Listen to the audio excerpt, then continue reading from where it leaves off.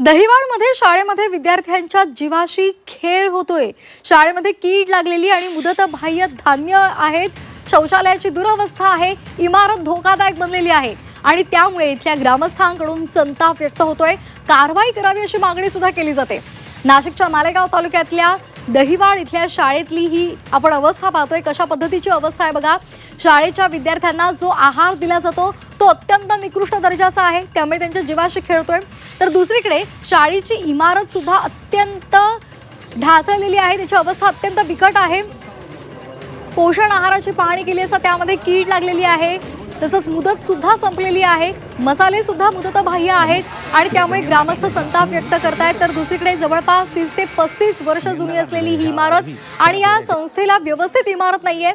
3 खोल्या आहेत, त्यामध्ये 300 विद्यार्थी शिकतात। त्याचप्रमाणे शाळेला मैदान नाहीये, ग्रंथालय सुद्धा नाहीये, प्रयोगशाळा नाहीये, कम्प्युटर लॅब सुद्धा नावालाच आहे असाही आरोप होतोय। विद्यार्थी संख्येच्या मानानं प्रसाधन गृह सुद्धा व्यवस्थित नाहीये आणि त्यामुळे विद्यार्थी सातत्यानं या संदर्भात नाराजी व्यक्त करतायत, खंत व्यक्त करतायत।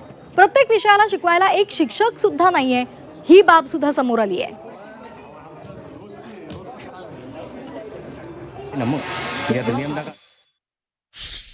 आम्ही शाळेत गेल्या असता पोषण आहाराची पाणी गेली असता तिथे काही एक्सपायरीचे पॅकेट सापडले।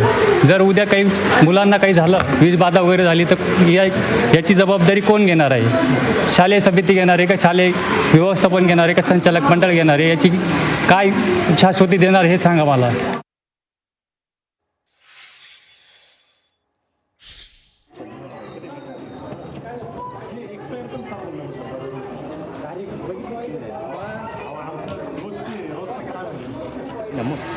नियम